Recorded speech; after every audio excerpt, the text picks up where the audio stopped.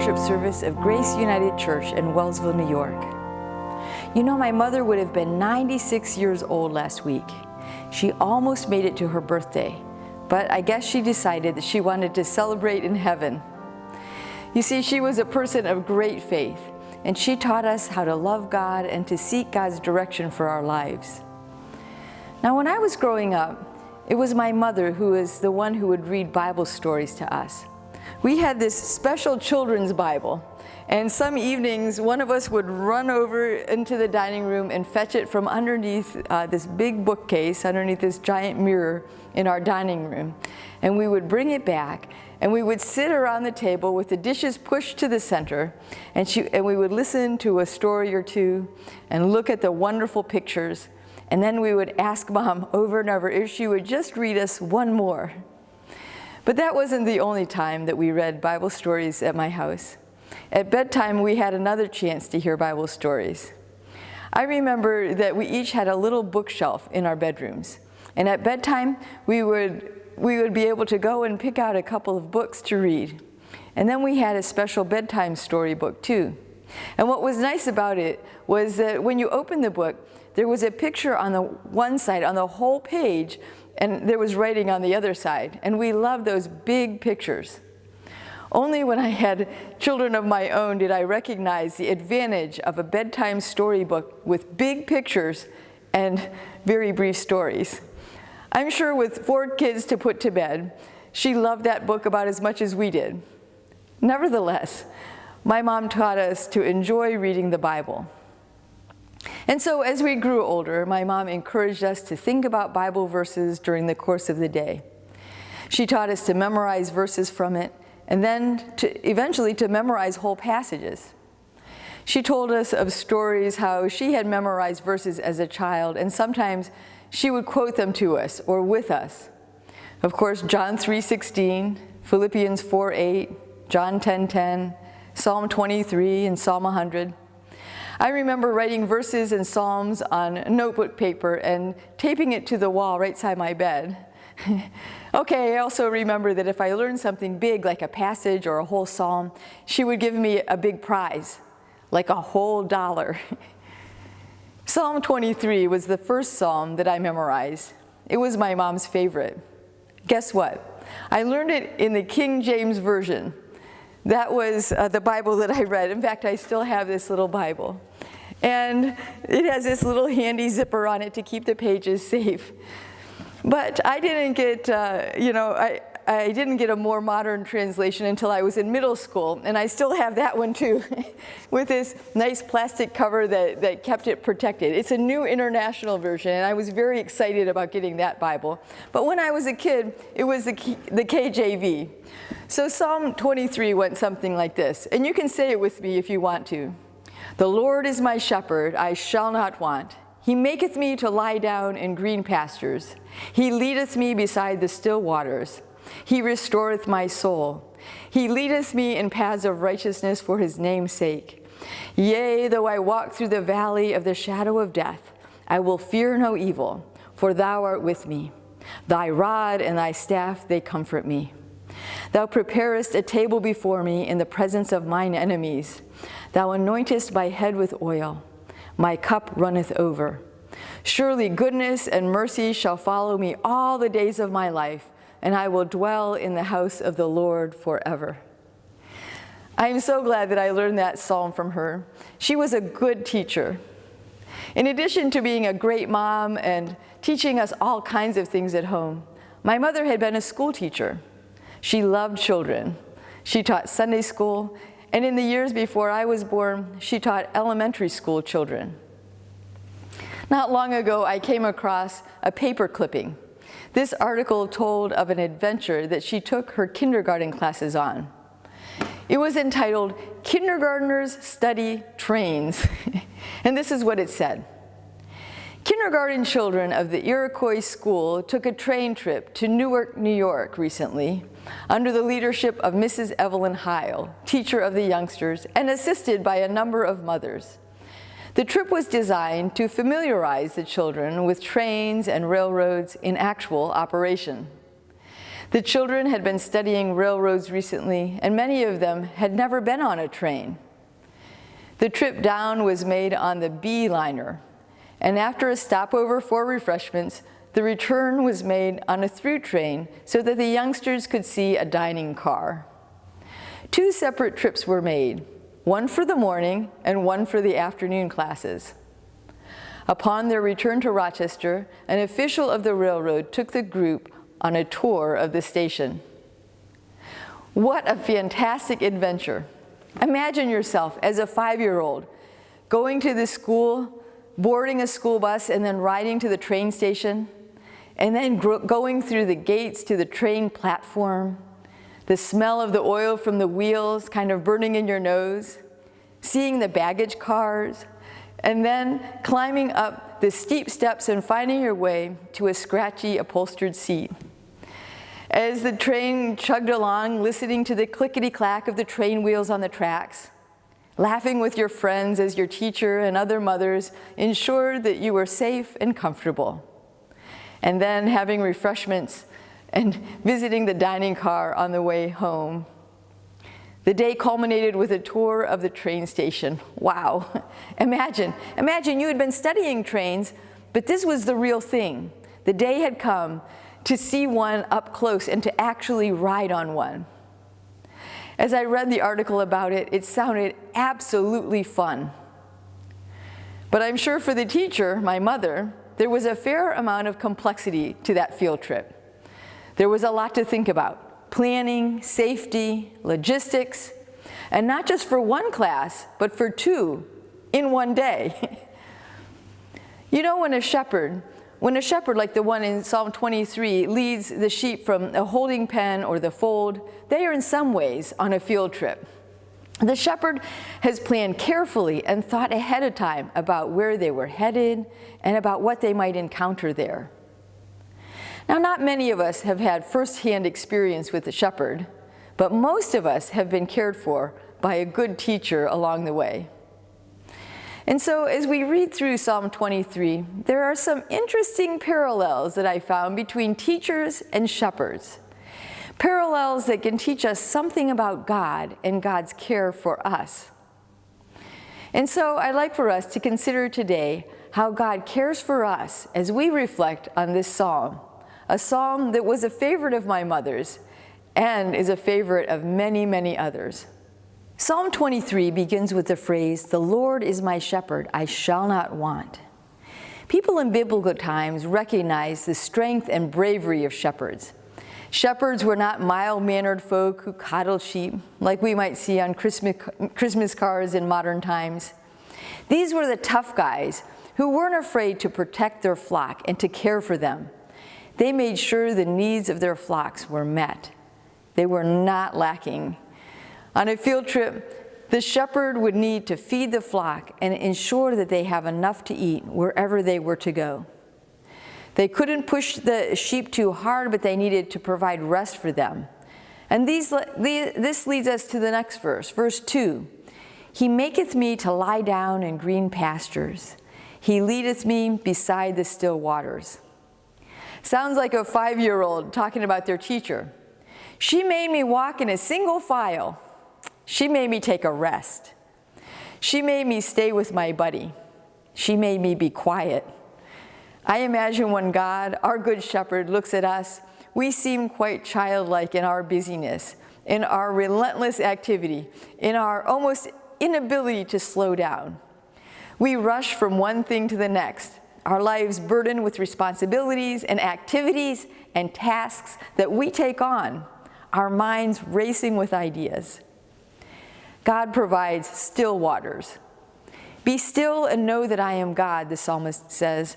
But sometimes it is hard for us to take a long view, to still ourselves and to allow God to speak to us in the present moment. Have you heard the phrase, "Sometimes we forget to smell the roses because we're so busy dusting the plastic ones"? That's poignant. We're reminded, be still and know that I am God. Still waters are safe waters for sheep, you see. There's no threat that a current will pull them in and wash them under. They can be refreshed, safely. And in the same way, when we open ourselves to stillness, we too will find safety and refreshment. When we follow Jesus, we do so as an act of faith. We know that we're taken care of and that we'll be provided with everything that we need for our well-being. Verse 3 continues, "He restoreth my soul. He leadeth me in the paths of righteousness for his name's sake." The Good Shepherd provides. Sometimes we are like kids on a field trip. Sometimes I might feel that they're bored, or they're suffering, or they're pushed to their limits or deprived. But the reality is that their teacher is taking care of them perfectly, providing everything that the children need, even if they don't think so. The next verse is, "Yea, though I walk through the valley of the shadow of death, I will fear no evil, for thou art with me. Thy rod and thy staff, they comfort me." Life brings us many valleys, and there are a number of times when we are in the shadow of death. But even in those dark and dismal valleys, where the shadows surround us, we know that God is with us. God goes before us. The shepherd leads the way. The shepherd always leads. Now, this is very different from another kind of herder, the cowboy. Cowboys, you might remember from the movies, they stay in the back. They push the cattle from behind, hooting and hollering. Shepherds lead from the front. They use their voices and their staffs to guide and to lead.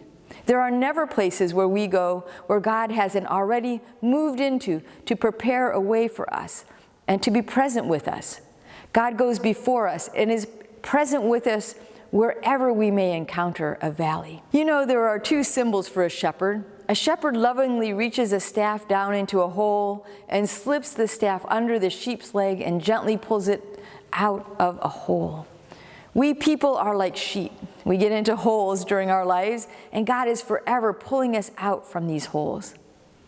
A passage from Isaiah asks, "Is my arm too short to reach down and pull you up? No, my arm is not too short to reach down and to help you." I want to be clear with you that the shepherd never uses the other end of the staff to hit a sheep in order to get a sheep to obey. The pointed end of the staff is reserved for the enemies like panthers or lions. The shepherd never strikes the sheep with a staff in order to get them to conform or to be obedient. You see, the shepherd is a good shepherd. The second symbol of a shepherd is the shepherd's voice. And it's difficult for us to draw or to symbolize a voice, but the voice is important to a shepherd. Over time, the sheep get to know the shepherd's voice.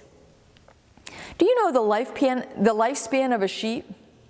It's about 20 to 25 years. The sheep of the Bible were not raised for their meat, not for mutton, but they were raised for their wool. The sheep actually lived as a part of the family for 20 to 25 years. The sheep were treated like pets, and they became kind of a part of the family. Each sheep had a name and an identity, and they were known by the shepherd. And it's the same for us. The Bible tells us that we have a name that God knows. Over time, the deeper the relationship, the sheep and the shepherd know the voice of one another. You know, when we talk on the telephone, sometimes we immediately recognize a person's voice. The closer we are to people, the more immediately we know the sound of their voice. They don't have to tell their name on the telephone. We know their name by the sound of their voice. It's distinct to us. We know the sound of our parents' voices or our children when they call us on the telephone. And it's the same with God. God knows our voice because we have called on God often. God hears our voice and knows our voice by its sound. We too know the sound of God's voice, the voice of God in the Bible, the voice of God in prayer. By experience, we learn to know the sound of God's voice. Then in the psalm come four lines, which are all connected. Thou preparest a table before me in the presence of mine enemies. Thou anointest my head with oil. My cup runneth over. Surely goodness and mercy shall follow me all the days of my life. David, the writer of Psalm 23, had an overwhelming positive spirit throughout his life. That spirit is revealed here with these words. David always had enemies like King Saul and others who were always trying to kill him.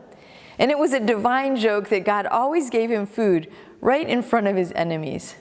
God cared for David, prepared for him. And God anointed David, not just with a dab of oil, but God anointed David with a whole pitcher of oil poured on his head. Now in our culture, we don't do this. We don't drench the head and hair of a person with olive oil in order to announce that someone is the new king or queen. But anointing the head with oil was a part of the life of David. And I'm sure it felt magnificent. What a celebration. He says that his cup was overflowing, that goodness and mercy would follow him all the days of his life. See, there's this overwhelming optimism with David. There is this overwhelming sense that his cup is running over. It's overflowing. Often we use the analogy of whether a person sees a cup as half empty or half full. We talk about how a person's perspective reveals whether they are a pessimist or an optimist at the heart. The Bible doesn't really talk about cups that are half empty or half full. The Bible talks about cups that are full and overflowing with blessings. Paul, in addressing the Philippian church, offered encouragement to them. Though they were facing persecution, he encouraged them to see their glass half full. In one of my mom's favorite verses, Philippians 4:8, it says, "And now, dear friends, one final thing. Fix your thoughts on what is true and honorable and right and pure and lovely and admirable. Think about things that are excellent and worthy of praise." And guess what? He says, when we do this, we will have peace. The God of peace will be with you, Paul says. When we focus on good things, we open ourselves to experiencing peace. We develop this overwhelming sense of God's blessings in our lives. We develop a sense of contentedness and joy. David writes, "Surely goodness and mercy shall follow me all the days of my life." Although predators may follow a flock waiting for an opportunity to strike, David says that in this case, goodness and mercy follow him. Some children get a sense of this from their teachers, this kind of never-ending care. I remember my mother telling the story of how one of her students thought that she lived at this school. At a parent-teacher conference, this student showed her parents the coat closet in the back of the classroom. Opening the door, they saw a coat and a very light sweater hanging from the bar. The student said to her parents, "Mrs. Heil doesn't have many clothes in her closet." She was convinced that this was my mother's home. And sometimes I'm sure that it seemed like that to my mom. And I'm sure those of you who've been teachers can relate. You work long hours, but through your presence and kindness, you conveyed to the children that you're always there, ready to provide and to care for them. They know that they're welcome and that you will care for them, whether you are on a field trip or right there in the classroom. "And I shall dwell in the house of the Lord forever." The idea that David conveys is that he will live in the presence of the shepherd throughout his entire life and then on into eternity. What comfort to know that we will always be cared for. This sounds like a great field trip for the sheep of God's pasture. My mom took good care of the kids that she taught, and she took good care of us, taking us on many adventures as well. We visited museums and historical sites. We went strawberry picking and canoeing and elderberry picking. We watched apples being crushed into apple cider. She would load us up for trail hikes on Sunday afternoons and take us to visit farms on the Stark County farm tours that we went on each fall to learn more about agriculture. And of course, there were some train rides too. But I want to tell you about the most significant trip that she ever took me on. It was late August of 1986, and I was wrestling with a very, very difficult decision. Earlier that summer, my pastor has suggested to me that I consider attending seminary. All summer I wrestled. I went back and forth. I visited a seminary near my home, and I even pre-registered for classes there. But I didn't feel a sense of God's peace or of ease. In fact, the whole summer I had trouble sleeping at night. And the night before classes began, I was awake. 2 a.m., 3 a.m., 4 a.m. At 5 a.m., I thought, I'll just lie down and sleep. And if I miss the first classes, the decision will have been made, and I won't go. But as you can guess, the story didn't end there. At about 8 o'clock in the morning, my parents came into my room, and they listened, and I talked, and I cried, and they prayed with me. And Mom said, why don't I just drive out there with you, and you can talk with the professors, and then you can decide. And that's what we did. We went on a field trip. And she waited in the halls while I talked to the different professors. And of course, they encouraged me to take the leap. Each one handed me a syllabi from their class. And then Mom and we went to the bookstore and we bought the books. And my life took a new direction. I often wonder what would have happened if she hadn't taken me on that trip. I'm ever grateful that she did. Over the course of the years, I've ministered to hundreds of people, maybe even thousands. I've been able to talk with and pray with children about Jesus, and I've been a hospice chaplain at the bedside of folks on their last hours. And now I have the privilege of pastoring this wonderful congregation here in Wellsville, New York. I think of how none of this would have happened if not for my mom teaching me how to live. A good teacher is like a good shepherd, like the one in Psalm 23. They live their lives in a way that show their deep love and care for others. Now I know that you have people in your lives also who are as important and as caring to you as my mom was for me. And I want to encourage you to read the 23rd Psalm again and think about your own life and mission. Who is God calling you to shepherd?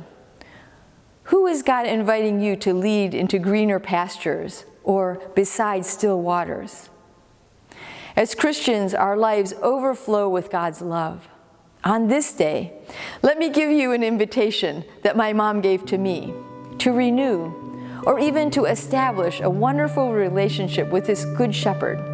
I promise you, it will enrich your life. God bless you. Amen. Call me out upon the waters, the great unknown, which feet may fail, and there I find you in the mysteries, in oceans deep, my faith will stand.